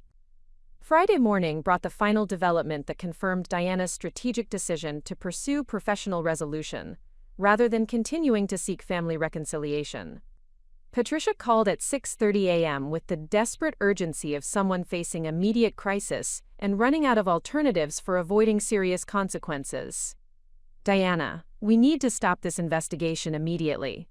These people are threatening everything our family has built, and they are creating legal problems that could destroy all of us. You cannot allow strangers to attack your own family based on misunderstandings about business arrangements that were always intended to benefit everyone involved. Diana recognized that Patricia's panic represented acknowledgement that professional investigation had uncovered financial manipulation that could result in serious legal consequences for family members who had exceeded their authority in using Diana's financial resources. The desperate tone confirmed that comprehensive forensic analysis was revealing activities that family members had hoped would remain hidden or minimized. Mother, the investigation is revealing unauthorized use of my financial backing to develop business assets worth millions of dollars that were never disclosed to me. These are not misunderstandings about business arrangements. These are violations of trust and potentially fraudulent activities that require legal resolution. Patricia's response revealed the desperation of someone who had finally understood that her treatment of Diana at Easter had triggered consequences that threatened everything the family had built through unauthorized use of Diana's financial resources. Diana, please. We made mistakes and we are sorry. But you cannot destroy your entire family because of one difficult conversation. We need you, and we have always needed you. Please stop this investigation before it ruins everyone. Diana heard the words she had waited 34 years to hear from her mother. Acknowledgement of need, recognition of mistakes, and admission that the family had always depended on her contributions. However, these admissions came only after professional investigation had revealed the extent of financial manipulation and the potential consequences for family members who had exploited her generosity while simultaneously rejecting her worth as a person. Mother, you told me at Easter that you did not need me and that I was not real family. You spent 5 years using my financial resources to support business activities worth millions of dollars while excluding me from family gatherings and treating me as irrelevant to your lives. Professional investigation is simply revealing the truth about these relationships and ensuring appropriate resolution of financial arrangements that were established without my informed consent. The conversation ended with Patricia pleading for Diana to consider the family consequences of pursuing comprehensive asset recovery and legal action against people who had been trying to manage family business affairs during difficult circumstances. Her desperation confirmed that the investigation was proceeding effectively and that family members were beginning to understand the serious implications of their unauthorized financial activities. Diana Walsh had evolved from someone seeking family acceptance to someone pursuing justice for financial manipulation that had exploited her generosity while denying her basic respect and recognition. The professional alliance with Jonathan Hartwell had provided the expertise and strategic approach necessary to transform her situation from defensive family negotiation to aggressive asset recovery that would achieve the financial independence and vindication her situation required. The comprehensive forensic analysis conducted by Hartwell Strategic Advisory required 3 weeks to complete, during which Diana maintained her regular documentary production schedule while processing the mounting evidence of financial manipulation that extended far beyond her initial understanding. Each daily briefing from Jonathan Hartwell revealed additional layers of sophisticated exploitation that demonstrated systematic planning, rather than opportunistic advantage-taking during family financial difficulties. The investigation had uncovered a complex web of business entities, shell corporations, and investment vehicles that had been established using Diana's creditworthiness and financial backing as foundational assets. These structures had been created incrementally over a period of 12 years, beginning during the 2008 economic crisis, when Diana had provided emergency assistance, and expanding systematically as family members recognized the opportunities presented by her financial stability and trusting nature. Jonathan scheduled a comprehensive briefing meeting for Monday morning at his firm's offices to present the complete findings and discuss strategic options for asset recovery and legal action. The meeting would include Diana, Jonathan, 2 forensic accountants from his firm, and Margaret Westmont as Diana's additional legal counsel. The inclusion of Margaret in the briefing represented a calculated decision by Diana to provide her sister with opportunity to understand the full scope of financial manipulation before determining whether Margaret had been complicit in the unauthorized activities or merely uninformed about their extent. The Hartwell Strategic Advisory Conference Room had been prepared for a complex financial presentation, with multiple displays showing organizational charts, financial flow diagrams, and asset valuations that illustrated the sophisticated structure of entities and arrangements that had been built using Diana's resources. Jonathan began the briefing with an overview that established the scope and implications of what the investigation had revealed. Ms. Walsh, our comprehensive analysis has identified 14 separate business entities and investment vehicles that were established or expanded using your financial backing as primary capitalization. These entities control assets valued at approximately $4.9 million, generate annual revenue of approximately $700,000, and have received total capitalization from your resources of approximately $900,000 over the 12-year period we examined. Diana absorbed this information while studying the organizational charts that displayed the complex relationships between various business entities and the flow of financial resources from her accounts to support their operations. The sophistication of the structure suggested professional planning and execution rather than informal family business arrangements that had evolved organically during difficult economic circumstances. Jonathan, this appears to represent systematic business development using my financial resources as foundation, rather than temporary assistance during family difficulties. How was this structure created without my knowledge and explicit ongoing consent? Dr. Sarah Chen, the lead forensic accountant on the investigation, provided detailed analysis of how the business structure had been established and expanded incrementally while maintaining Diana's invisibility to the overall architecture. Her expertise in complex corporate investigations provided insight into the methods used to obscure the extent of Diana's financial involvement. Ms. Walsh, the structure was created through a series of seemingly independent transactions and business formation activities that individually appeared reasonable and within documented authority, but collectively represented systematic exploitation of your financial resources to build a coordinated business empire.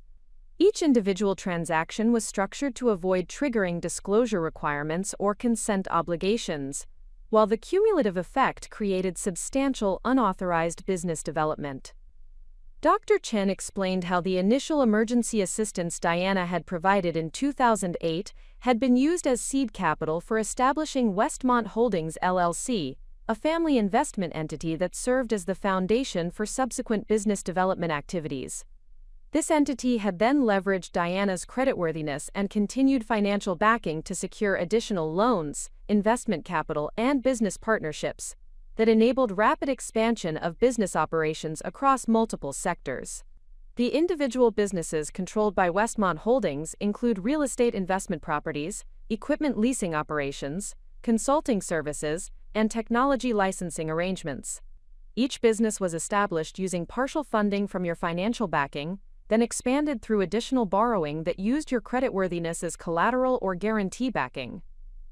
Diana studied the detailed financial statements that showed the performance and asset values of businesses she had inadvertently capitalized through her family assistance. Several of these businesses had become highly profitable operations that generated substantial ongoing revenue for family members, while requiring minimal ongoing management or operational involvement. Dr. Chen, what is the current fair market value of my proportional ownership interest in these business entities based on my financial contributions to their establishment and development? The second forensic accountant, Michael Torres, provided valuation analysis based on standard business appraisal methodologies and comparable transaction data for similar business operations. His calculations demonstrated that Diana's financial contributions had created business assets worth significantly more than the amount of money she had provided over the 12-year period. Ms. Walsh, based on conservative valuation methodologies, your proportional ownership interest in the business entities capitalized through your financial backing would be valued at approximately $2.4 million. This calculation reflects current asset values, accumulated earnings, and projected future revenue streams from established business operations. Diana realized that her financial contributions had been leveraged through sophisticated business development strategies to create assets worth nearly 3 times the amount of money she had provided. The family members she had assisted during their financial difficulties had used her resources to build a business empire that generated substantial ongoing income while maintaining her complete invisibility to the value she had helped create. Michael, does this valuation analysis account for the fact that these businesses would not have been possible without my financial backing serving as foundation capital and ongoing credit support? Ms. Walsh, our valuation analysis assumes that your financial contributions were essential to establishing and developing these business operations, and that fair compensation would reflect the full value created through leveraging your resources. Without your backing, these businesses could not have been established or sustained during their development phases. Jonathan provided legal analysis of Diana's rights and options for recovering the business assets that had been developed through unauthorized use of her financial resources. His assessment indicated that Diana had strong legal claims for either proportional ownership of existing business entities or monetary compensation equivalent to fair market value of her contributed capital. Ms. Walsh, the legal framework for asset recovery depends on whether you prefer to pursue ownership interests in existing business operations or monetary settlement that would provide immediate compensation while terminating your involvement in ongoing business activities. Both approaches have advantages and potential complications that we need to discuss. Diana considered the strategic implications of each approach while reviewing the business performance data and projected future earnings from the various entities that had been built using her financial backing. The businesses were professionally managed and highly profitable, suggesting that maintaining ownership interests could provide substantial ongoing returns on her involuntary investments. Jonathan, I am interested in recovering the maximum value from my financial contributions while achieving complete independence from family members who have demonstrated their willingness to exploit my resources without consent or recognition. Which approach would best achieve both objectives? Jonathan consulted with his forensic accounting team before responding with strategic recommendations that balanced asset recovery objectives with the complexity and potential duration of different resolution approaches. Ms. Walsh, pursuing monetary settlement would provide immediate compensation and clean separation from ongoing business involvement, but might not capture the full value of businesses that continue growing and generating returns. Pursuing ownership interests would provide ongoing participation in business success, but would require continued relationship with family members who serve as business managers and operational leaders. Diana understood that maximizing asset recovery might require accepting ongoing business relationships with family members whose treatment of her had prompted the investigation in the first place. This consideration required balancing financial optimization with personal autonomy and emotional well-being objectives that had motivated her original decision to establish boundaries with family members who did not respect her contributions.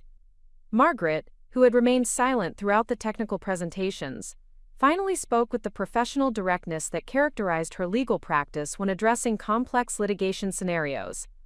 Diana, I need to discuss the potential consequences of pursuing aggressive asset recovery against family members who will characterize this action as vindictive litigation designed to destroy family relationships and business operations that provide income and employment for multiple people. Diana appreciated Margaret's warning about potential family and social consequences of pursuing comprehensive asset recovery, but she had already considered these implications during her decision-making process about establishing financial independence from exploitative relationships. Margaret, the family relationships were destroyed when these business assets were developed using my financial resources without my knowledge or consent, while I was simultaneously excluded from family gatherings and treated as irrelevant to family activities. Asset recovery is simply acknowledging the reality of what these relationships have always been and ensuring appropriate compensation for resources that were used without authorization. Margaret presented additional concerns about potential complications if other family members pursued defensive legal strategies or attempted to characterize Diana's asset recovery efforts as violation of family loyalty and mutual support obligations. Diana, Robert Jr. and Dad have already consulted with litigation counsel about potential strategies for defending against asset recovery claims. They are prepared to argue that your financial contributions were voluntary family assistance that did not create ownership interests or legal claims to business assets that were developed through their management expertise and operational involvement. Diana understood that pursuing asset recovery would require confronting sophisticated legal defense strategies and potential counterclaims designed to minimize her recovery rights while portraying her as an ungrateful family member who was attempting to profit from voluntary assistance provided during family difficulties. Margaret, the investigation has documented that my financial contributions were essential to establishing and developing these business operations, and that the cumulative value of my backing exceeded $900,000 over 12 years. These were not casual family assistance activities but systematic business capitalization that created legal rights to proportional ownership or compensation. Jonathan provided analysis of the strength of Diana's legal position and the likelihood of successful asset recovery despite potential defensive strategies by family members who would attempt to minimize their obligations and characterize her claims as unreasonable or vindictive. Ms. Walsh, our analysis indicates that you have strong legal claims supported by comprehensive documentation of your financial contributions and the business value created through leveraging your resources. Defensive arguments about voluntary assistance would be difficult to sustain against evidence of systematic business development that required ongoing financial backing and credit support over a 12-year period. The briefing concluded with Jonathan presenting strategic recommendations for pursuing asset recovery through negotiated settlement rather than extended litigation that could prove expensive and emotionally challenging for all parties involved. His approach would present family members with clear evidence of Diana's legal claims, while providing opportunity for voluntary resolution that would avoid public litigation and potential reputational consequences. Ms. Walsh, I recommend initiating settlement discussions by presenting family members with comprehensive evidence of your financial contributions and legal claims to business asset recovery. This approach would provide opportunity for voluntary resolution while demonstrating the strength of your position and the potential consequences of refusing reasonable settlement terms. Diana authorized Jonathan to proceed with settlement discussions while maintaining the option to pursue litigation if family members refused to acknowledge her legal claims or attempted to minimize appropriate compensation for her involuntary business investments. Tuesday afternoon brought the first response from family members who had been informed about Diana's asset recovery investigation and settlement demands. Robert Jr. called Diana directly rather than communicating through legal counsel, suggesting either confidence in his ability to negotiate resolution or desperation about potential consequences of formal legal proceedings. Diana, this investigation has created serious misunderstandings about family business activities that were always intended to benefit everyone involved, including you. The business entities that were established using coordinated family resources have provided returns in value that exceed anyone's individual contributions, and pursuing asset recovery claims would destroy operations that generate income for multiple family members. Diana recognized Robert Jr.'s attempt to reframe systematic exploitation of her financial resources as coordinated family business development that had created mutual benefits rather than unauthorized use of her backing to build assets she was never informed about or invited to participate in managing. Robert, I was never informed about business entities worth nearly $5 million that were established using my financial backing. I was never invited to participate in managing these operations or receiving returns on my involuntary investments.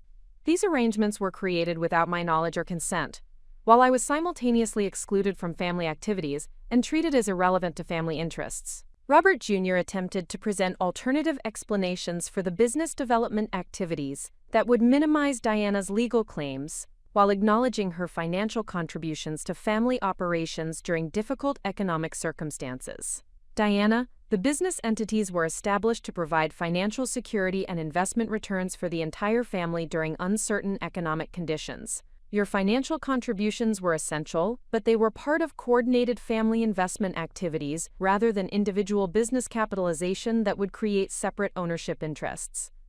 Diana understood that Robert Jr. was attempting to characterize her financial backing as participation in family investment pooling rather than unauthorized use of her resources to establish business operations she was never informed about or included in managing. This explanation would minimize her asset recovery rights while acknowledging her financial contributions.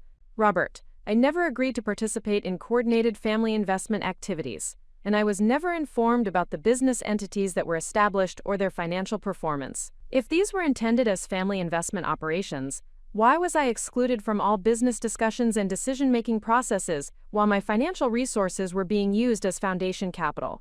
The conversation continued for 30 minutes, with Robert Jr. alternating between defensive explanations of business development activities and emotional appeals about family relationships and mutual support obligations. His arguments suggested awareness that Diana's legal claims were strong enough to require settlement consideration, while hoping that family loyalty concerns might influence her willingness to pursue maximum asset recovery.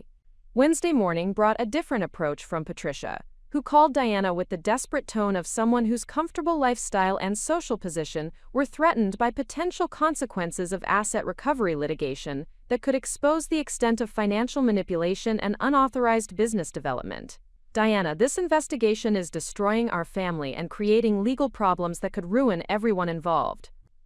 These lawyers and accountants do not understand family relationships and mutual support obligations that have always characterized our family's approach to financial management during difficult times.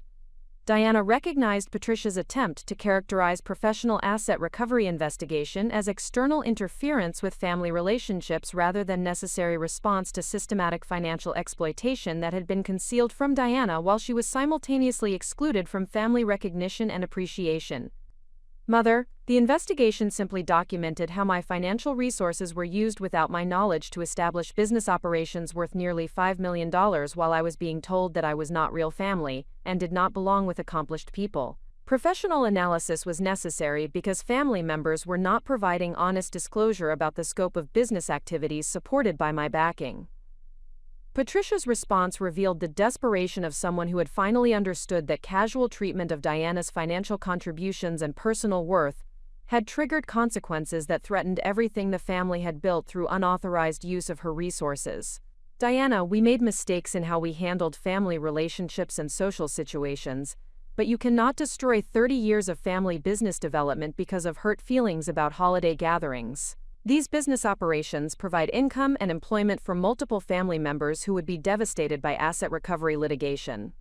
Diana realized that Patricia was acknowledging family mistakes while attempting to minimize the significance of systematic exclusion and disrespect that had continued for years, while Diana's financial resources were being exploited to build business assets she was never informed about or included in managing. Mother, asset recovery litigation exists to address situations where financial resources are used without authorization to build business assets that benefit people who refuse to acknowledge the contributions that made their success possible. This is exactly the situation that was created through systematic exploitation of my financial backing while treating me as irrelevant to family activities and interests. The conversation concluded with Patricia pleading for Diana to consider family welfare and mutual support obligations before pursuing asset recovery that could destroy business operations and financial security for family members who had been trying to manage complex business activities during challenging economic circumstances. Diana understood that her family's desperation represented recognition that professional investigation had documented systematic financial exploitation that created substantial legal claims and potential asset recovery opportunities.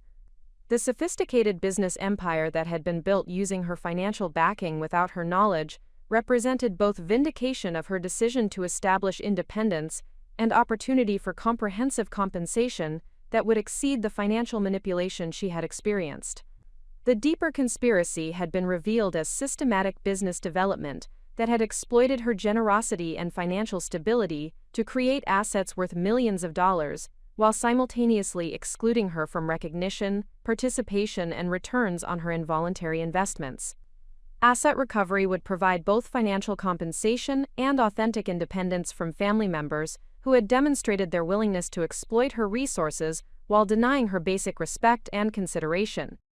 Diana Walsh recognized that the comprehensive forensic investigation had transformed her situation from defensive family boundary setting to aggressive asset recovery with substantial financial implications. The documentation of systematic business development using her unauthorized financial backing provided leverage that required strategic deployment to achieve maximum recovery while establishing permanent independence from family manipulation. Her documentary production expertise in research, narrative development, and strategic communication would prove essential for managing the complex resolution process ahead. The first strategic decision involved leveraging her professional network and business relationships to strengthen her negotiating position while demonstrating her capability for independent success without family involvement. Diana had spent 15 years building relationships with major networks, streaming platforms, and production companies that generated substantial revenue and provided professional credibility in entertainment industry circles. These relationships represented both immediate income security and potential expansion opportunities that would demonstrate her financial independence to family members who had consistently underestimated her professional capabilities. Diana contacted Maria Rodriguez, Senior Vice President of Documentary Programming at Atlantic Streaming Networks, to discuss acceleration of two major projects that had been under development for the past 6 months. Both projects involved substantial production budgets and multi-year distribution agreements that would provide immediate financial resources and demonstrate her professional success to anyone questioning her ability to maintain independence from family financial arrangements. Maria, I need to discuss expediting production schedules for the Environmental Justice series and the Technology Innovation documentary. Recent developments in my personal situation require accelerated revenue generation and increased professional visibility within the next 90 days. Maria had worked with Diana on 4 previous documentary projects that had achieved both critical acclaim and substantial commercial success for Atlantic Streaming Networks. Her confidence in Diana's capabilities and professional track record provided foundation for aggressive production scheduling that would meet Diana's strategic timeline requirements. Diana, both projects are ready for immediate production launch. The Environmental Justice series has confirmed participation from major advocacy organizations and government agencies. The Technology Innovation documentary has secured interviews with leading industry executives and academic researchers. We can begin production within 2 weeks and complete both projects within 4 months. The accelerated production schedule would generate approximately $400,000 in immediate revenue, while creating high-profile content that would demonstrate Diana's professional expertise and industry relationships. This financial and professional foundation would provide negotiating strength during asset recovery discussions while establishing her credibility as successful independent producer rather than family member dependent on external support. Diana also activated relationships with 3 additional networks and production companies to discuss new project development that would extend her professional commitments and revenue streams beyond the current production cycle. These discussions serve dual purposes of securing long-term financial stability and demonstrating to family members that her professional success operated independently of any family business arrangements or support systems. The second strategic decision involved assembling additional professional expertise to complement Jonathan Hartwell's asset recovery capabilities. Diana recognized that comprehensive resolution of sophisticated family financial manipulation would require coordinated legal, accounting, and business valuation services that could address all aspects of the complex situation while protecting her interests during potentially contentious negotiation and litigation processes. Diana engaged Patricia Kim, a partner at Brennan & Associates, who specialized in family business disputes and fiduciary litigation. Patricia's expertise in complex family wealth conflicts provided additional perspective on strategic approaches for maximizing asset recovery while minimizing emotional and reputational complications that could result from extended legal proceedings involving family members. Ms. Walsh, your situation involves sophisticated financial structures that demonstrate systematic exploitation of trust relationships for business development purposes. The combination of substantial asset values and clear documentation of unauthorized activities provides exceptional opportunity for comprehensive recovery through either negotiated settlement or aggressive litigation strategies.